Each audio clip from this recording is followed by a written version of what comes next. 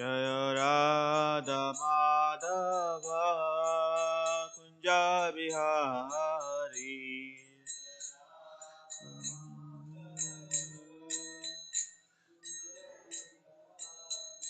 Jaya Gopi Jana Vallabha Girivardhari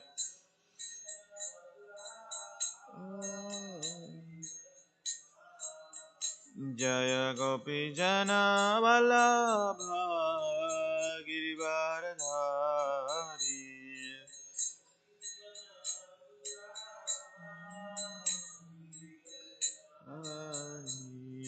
Yashodanandana Vrajanaranjana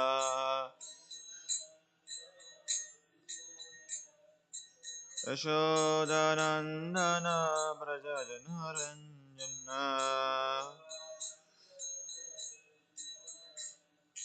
Yamuna Tira Vanachari Yamuna Tira Vanachari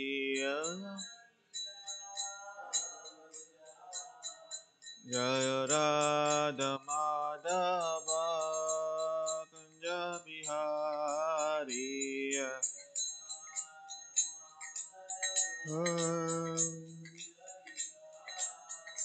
Jaya Radha Madhava Kunja Bihari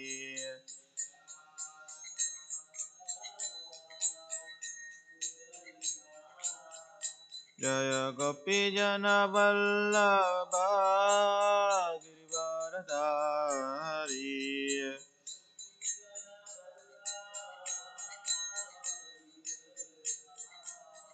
Jaya Gopi Jana Vallabha Girivardhari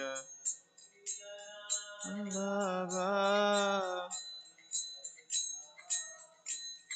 Yashodanandana Vrajanaranjana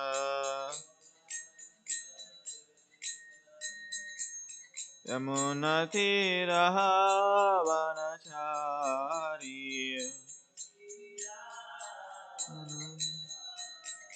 Hare Krishna Krishna Krishna Hare Hare Hare Rama Rama Rama Hare Hare Hare Hare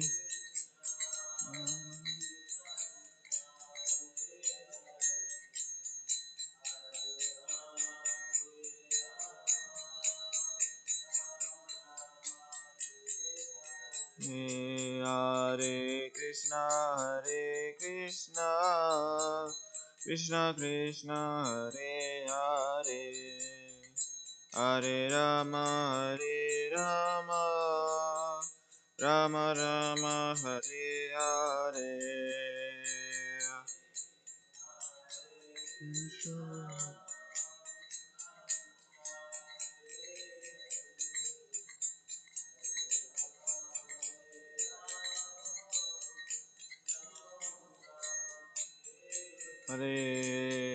Jaya Radha Madhava Radhe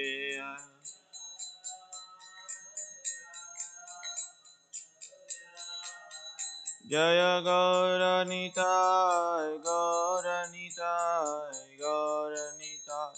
Jaya Gauranitai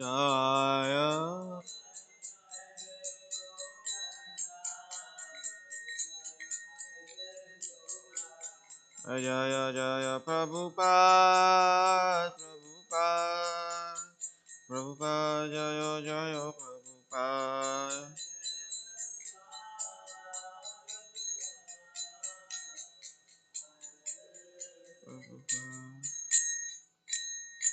और प्रेमानंदे जय ओम विष्णुपाद परमहंस परिव्राजकाचार्य स्तोत्र Shrimad divine grace अभय चरणारविंदे श्री भक्तिवेदांत स्वामी श्री प्रभुपाद की जय ओम विष्णुपाद परमहंस परिव्राजकाचार्य स्तोत्र Shrimad divine grace Srila Bhaktisiddhanta Saraswati Goswami Maharaj Srila Prabhupada ki Ananta Koti Vaishnava Vrinda ki Namacharya Srila Haridas Thakur ki Grantaraj Srimad Bhagavatam ki Itai Gaur Premanande.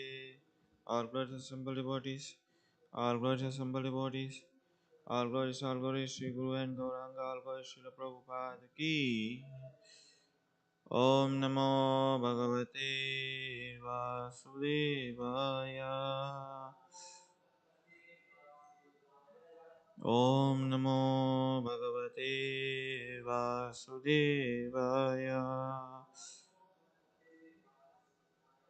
Om Namo Bhagavate Vasudevaya.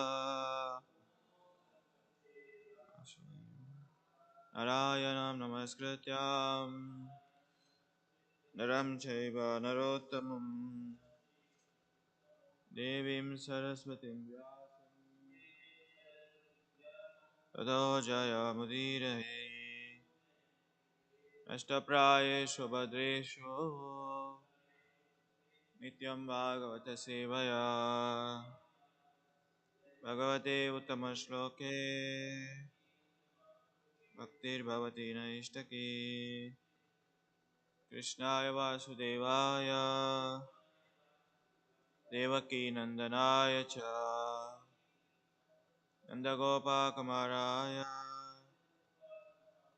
Govindaya Namo Namaha. Hare Krishna. Reading from Srimad Bhagavatam, 10th Canto, 63rd chapter, text 10 to 13. 10, 11, 12 and 13. So today we recite text 10.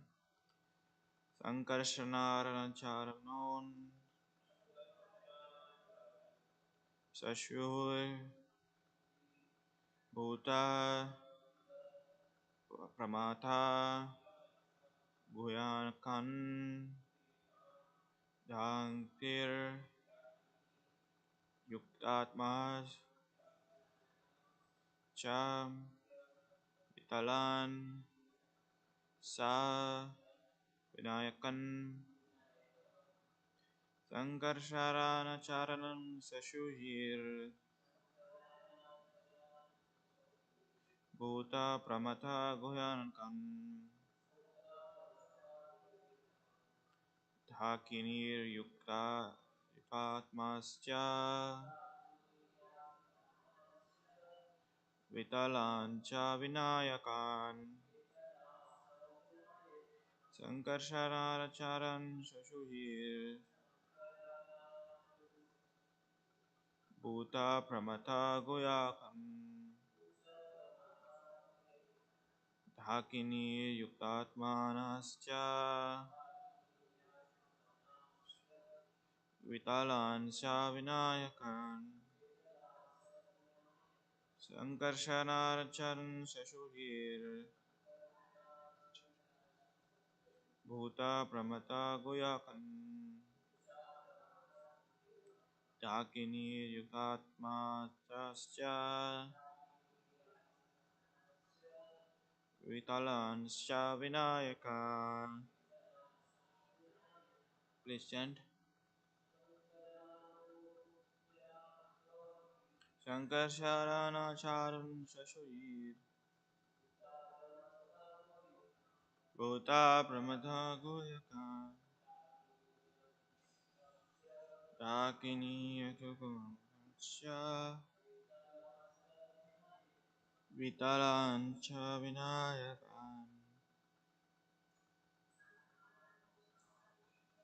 Shankarsharacharan Shashuhir Bhuta Pramata Guyakan Dakini Yatutadhanamscha Vitalanscha Vinayakan. Okay, thank you very much. So I'll just read the text 10, 11. Preta Mathar Pisachamscha Usmanandan Brahmarakshasyan Dvarayam Asha Trishangayan Sharira Sangadhudamaschavi. Translation: with the sharp pointed arrows discharged from his bow Saranga, Lord Krishna drove away the various followers of Lord Shiva, Bhutas, Pramathas, Bhuyakas, Dakinis, Yatutatmas, Vitelas, Vinayakas, Prachetas, Mathas, Pisachas, Kusmandas, and Brahma Rakshasas. So there is no purport for this. Text 12.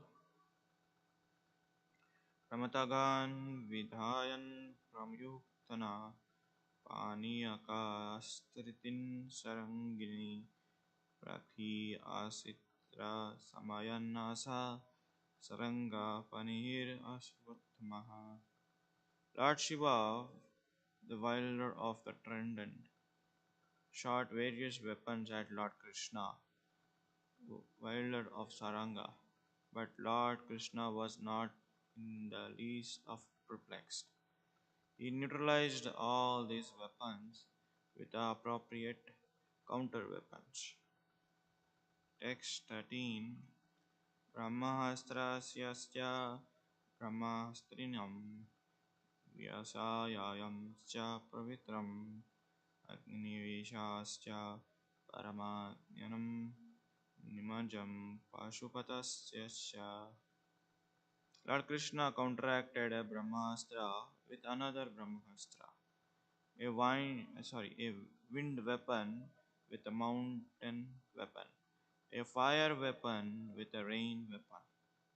Lord Shiva's personal Pashupasastra weapon with his own personal weapon, Narayanastra. Om Ajnanatimirandasya Gnananjanam Shalakaya Chakshurunmitam Yena Tasmai Sri Gurave Namaha.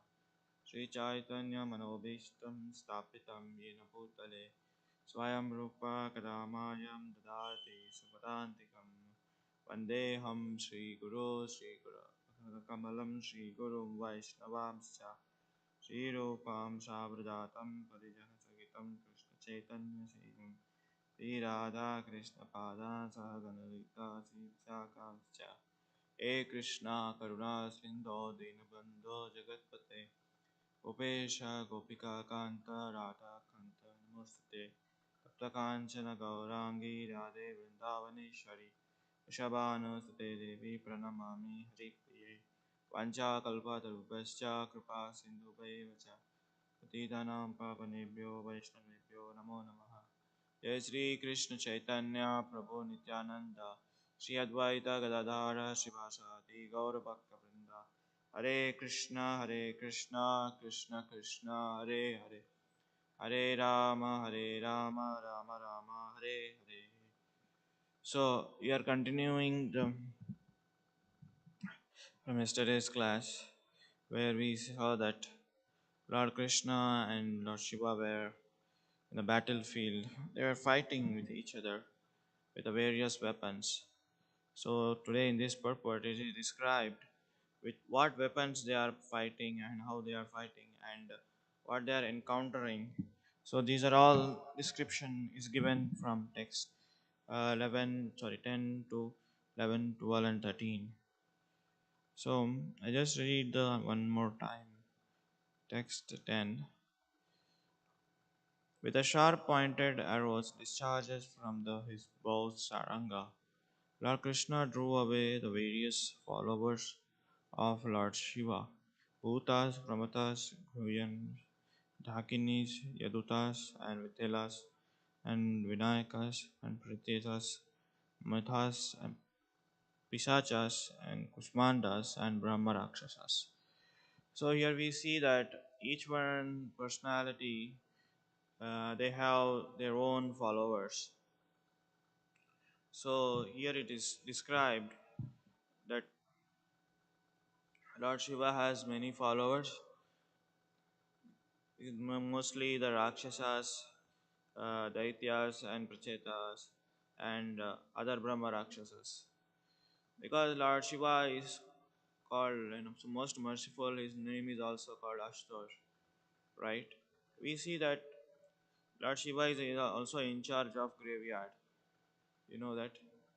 So when the ghostly personalities, when they didn't get liberation from their body, so they get the take shelter of Lord Shiva, and with that, uh, Lord Shiva, they are trying to associate with them, and they are trying to get a liberation from that ghostly personality, ghostly bodies, mainly Pisachas and Brahma Rakshasas and other things.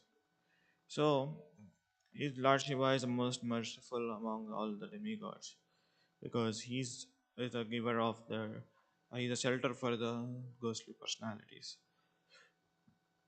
And we see that Lord Krishna is more powerful than Lord Shiva.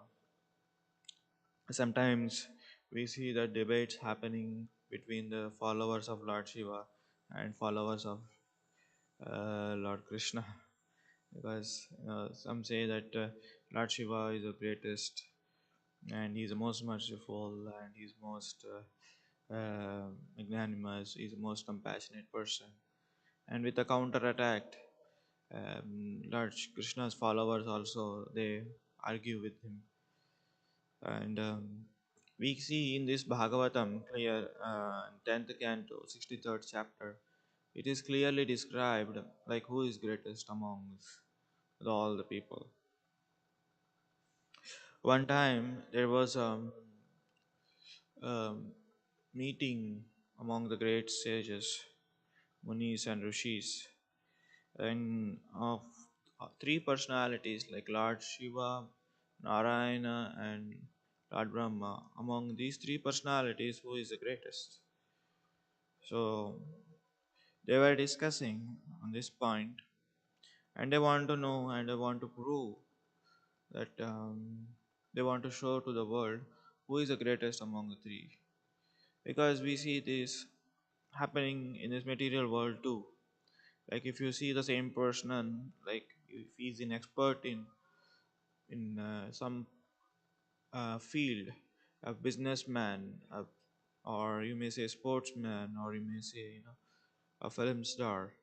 So they were. It's like the competition is going on between them. But at one point, it has to decide that who is the greatest among businessmen. Like if, for example, there are three businessmen, they are doing great job, and who will decide who is the greatest among these three people? There has to be one person, correct? Same with the sportsman. Same with that's why we have a competition between the team A, team B, and same with the film, and same with the in all the fields, in all the aspects of this. So to prove that, one Muni was appointed, one sage was appointed. His name is Bhrigu Maharshi, correct? Bhrigu Maharshi, correct? Yeah. So he was appointed. He was asked to test the three personalities, mainly Brahma, Shiva, and Narayan or Vishnu. So the story goes like this: when Brahma was in his abode, meditation, he was into his job, he's doing his activity. At that time, Bhrigu Maharshi came. He was he came for testing. So when he came, the Bhrigu Maharshi, the Brahma did not. He was doing his work, and he was happy to see his actually his son. And when he saw his son, immediately he was affectionate. And at the same time, the son Bhrigu Maharshi, when he saw his father, he should offer his respects. Like as as his father, when you greet whenever you meet your father, you should ask for your respects, obeisances. But in this case, Bhrigu Maharshi did not do that. With that action, uh, Brahma got offended.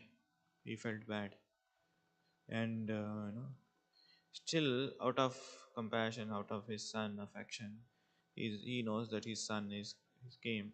So he asked, "How, how are you, my son? How are you doing?" But he did not answer, and he left that place. And next he went to the Lord Shiva's abode, where Lord Shiva is performing. He's doing his he was engaged. He was talking to the Mother Parvati or dancing. So when he saw Bhrigu Maharshi is coming, he's one sense Bhrigu Maharshi is a brother of Lord Shiva. When you see a brother, immediately wish him, greet him. Oh, you have come after a long time. Please come inside. You just hug him. But when Lord Shiva was hugging, immediately Bhrigu Maharshi stopped. He said that you please keep distance for me. Don't hug me. It's not of corona. But I know it's like please keep distance. You have your person like always roaming in the graveyard. Your body is smeared with all kinds of ashes and snakes. Your body is getting bad smell. So I cannot hug you. He offended us with the words. So whereas Lord Shiva was very offended. Immediately he took his trident and is about to kill Bhrigu Maharshi. Then Mother Parvati stops and says that he's your brother, don't kill him. You are not supposed to kill your brother. So in that way she stops. So my point is that when Bhrigu Maharshi went to test the Lord Brahma, he was testing with the words. He didn't greet him. So Lord Brahma got offended in his mind. Here in this case, um, Bhrigu Maharshi offended Lord Shiva with his words. You know, he said that you are such a ugly person.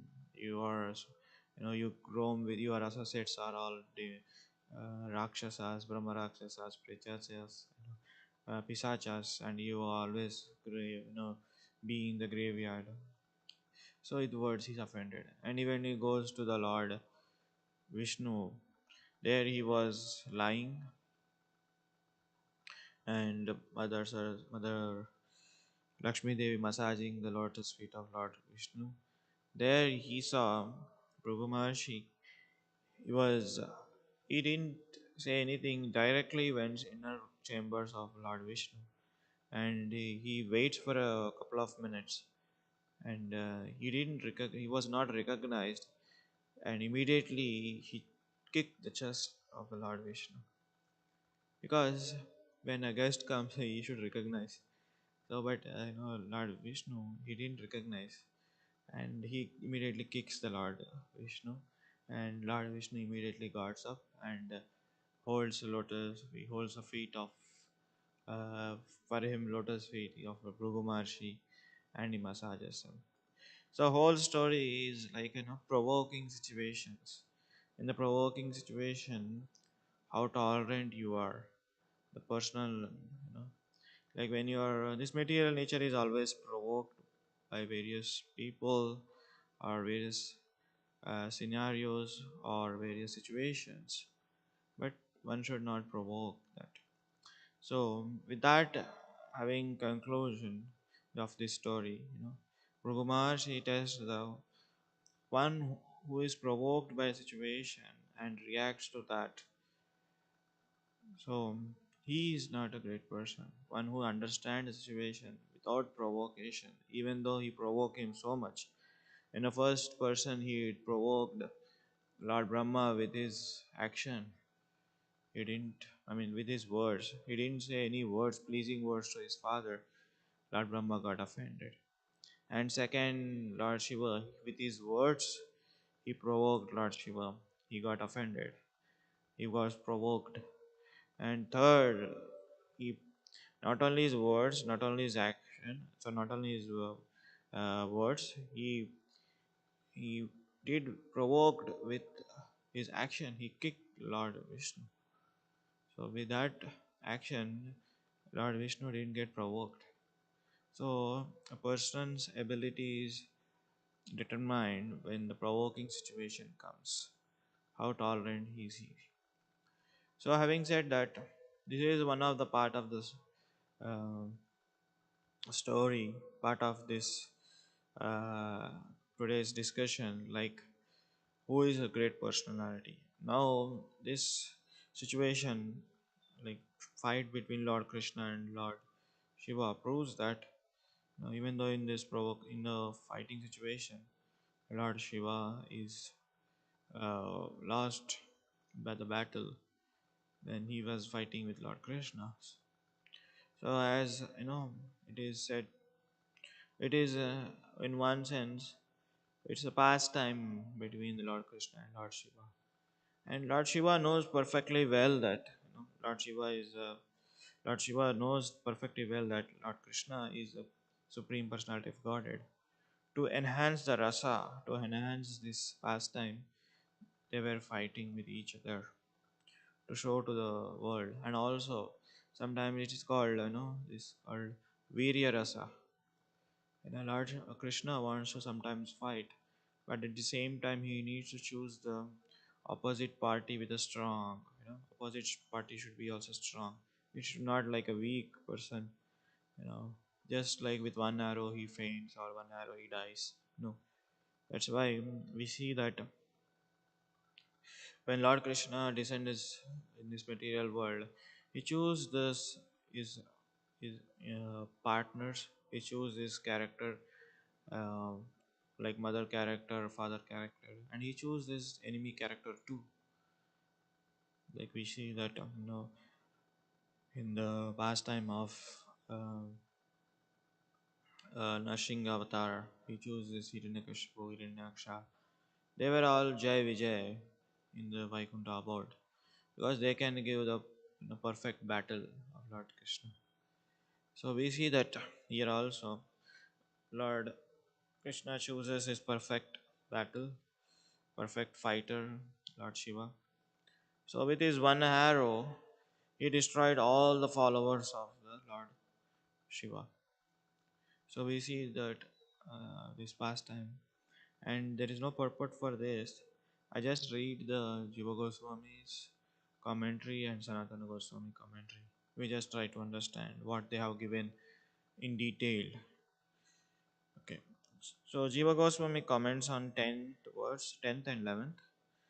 Another version has Bhuta Mitir Pisachan, but this would be a reception since Bhuta Pramatas Guyakan is found in the previous verse. The mother of our bhutas are person other than the Parvati and the mothers of Devatas.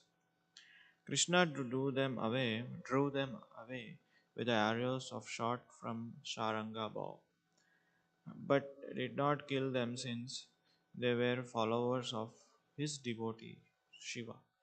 This shows his great mercy.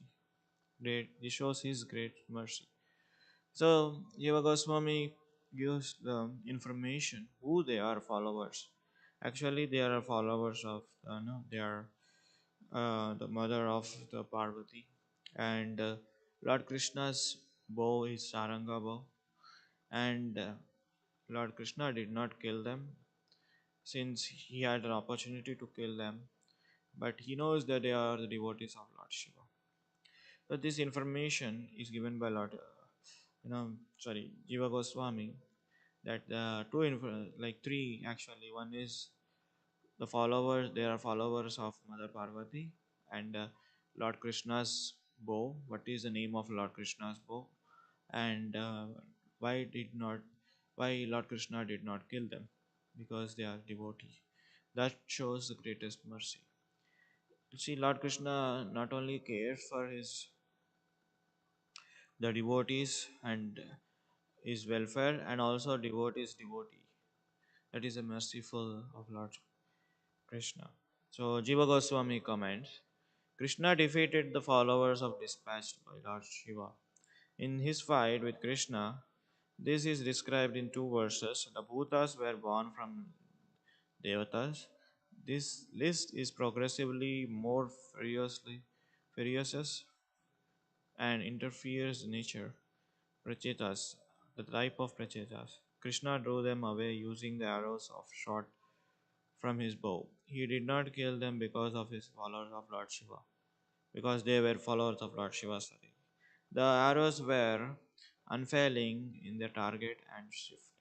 The same, pretty much same information given by Sanatana Goswami. Now I'll read text 12. They used the weapons like Brahmastras. This is Jiva Goswami commentary. Shooting them separately, they both used the bows, fighting according to the rules. Krishna shot his arrows casually. Sanatana Goswami comments. They used the weapons like Brahmastra, shooting them separately. Krishna, holders of the bow, fought only with the bow rather than use of chakra. Chakra, his chakra, that means Sudarshan chakra, because he was the great distance from Lord Shiva. Shiva, the holder of a trident, also fight with the bow.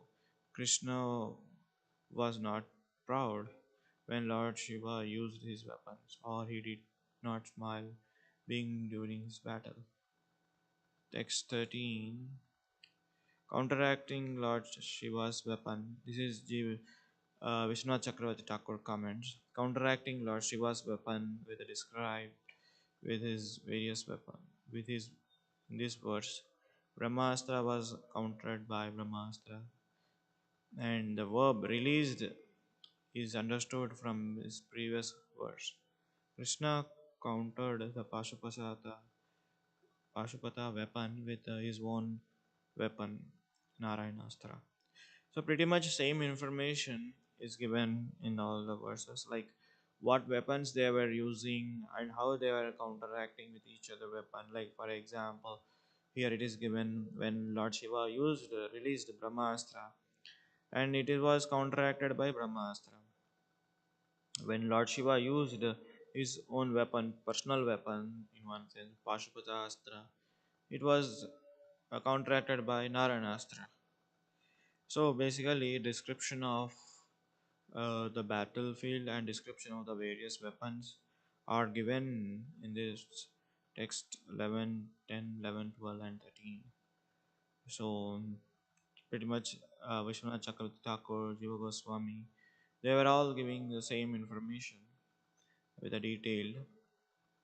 So I think there's much to discuss on next verses. So I will stop here. If you have any questions, comments in this, Mataji,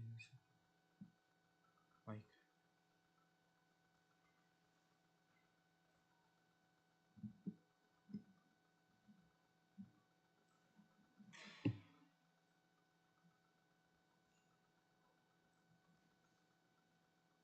Well, from the description, it seems that Lord Shiva is taking the offensive position and Krishna is taking the defensive position, which is sort of interesting because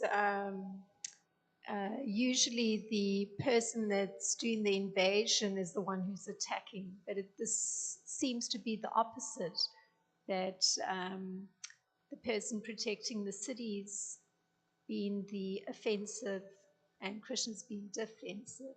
So I thought that was sort of interesting. Yeah, so because it is like the commentary was not given by other acharyas. You cannot how they were fighting, like in the Mahabharata, especially the position of Krishna and Arjuna were stated properly, and the position of the Pandavas and position of the Kauravas they stated properly. They how were standing, and what was the position of Krishna, what was the position of Arjuna. Here it is just this given that they were fighting with each other with one after another weapons, and they were described how they were having the fight. Maybe in the next following verses it can be given in future, like 13, like 14, 15. They can the personal weapons they were also using fighting with each other. Basically, it's like Virya ras, like there are five rasas: Shanta ras, Vatsalya ras, and another one of the ras is Virya ras. Virya ras means fighting ras, like where in the Mahabharata also we see that Bhishma and Lord Krishna are fighting. That's a ras, that's a mellow. It's being enhanced in this. I just what I think. Thank you so much. Okay, Vibhu has one.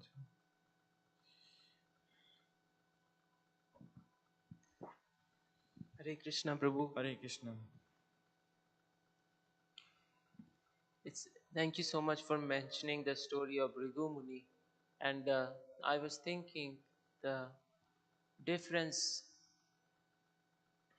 difference between the character of people can be determined by the when they are put in provoking circumstances. And the part of being human being conditioned so is that there is these emotions that all human beings feel, but the difference is how they react to those emotions. Yesterday I was discussing with one devotee Mm-hmm. this this emotion chart. It says that all human beings face emotions of hurt, loneliness, sadness, anger, fear, shame, guilt, and gladness. But if we surrender those emotions, like if we surrender our hurt, then to Krishna, spiritual master, we have healing.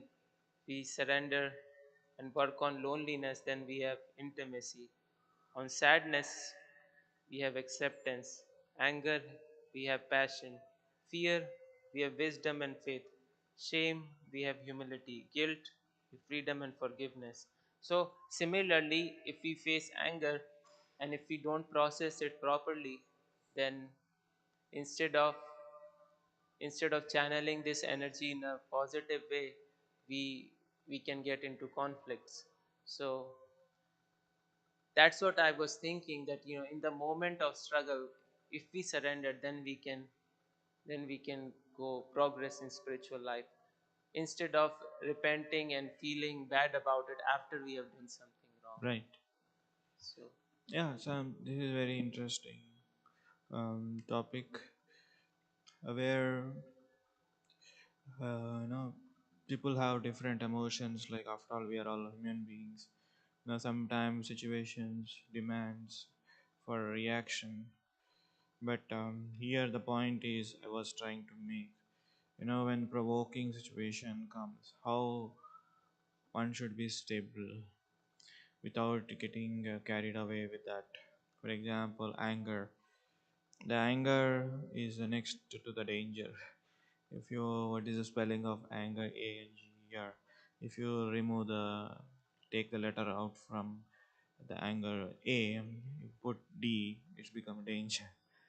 So something like that. Yeah, it's like that. So what is there inside, it will come out. Like when you practice the habit of reaction for every situation, so you become like already his anger is there within us, but it will come out time, place, circumstances. That's why you should be always in Krishna consciousness, which helps us to provoke, which helps us to at least cope up with the situation. Like if you are provoked by somebody says, you are this person, you are a bad person, you are a bad devotee, or you don't know how to do this. That situation has come. So it depends, like whether you react to the situation or you respond to the situation. Reaction means like you will also shout at him, yell at him. You will also do that. Or if you just keep calm and understand, then process, and then you will understand. In this, there's a one story with this connection. Like one time, Lord, Buddha, Buddha, right? Lord Buddha actually. he was meditating, and in that meditation, like he was sitting under the tree and his meditation, and a person is a king. Yeah, I guess he's a king. He was upset with the Lord Buddha, and he came to Lord Buddha, and he was shouting. And when this was seen by disciple of one of the disciple of Lord Buddha, he was seeing that his spiritual master, he didn't say anything.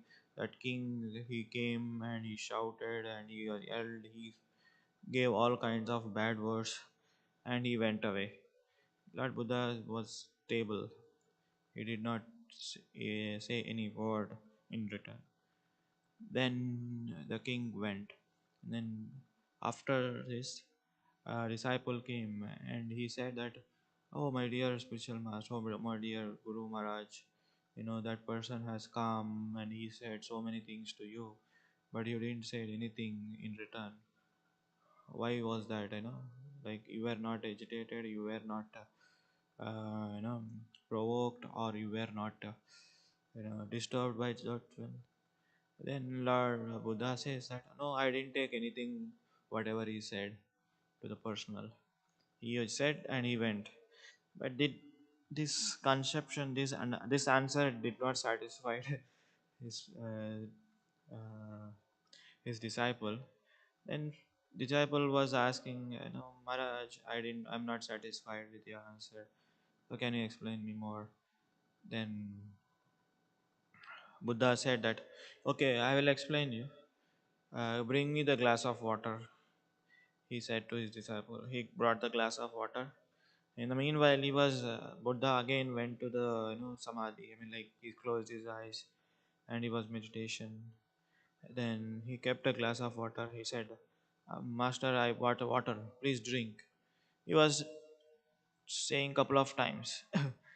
After saying couple of times, that Buddha Lord, he did not respond. He was not responding to the call of the disciple. Then finally, and after shouting and after saying so many times, the disciple drank his the glass of water and went away. Then after some time, Buddha called. So he was saying that.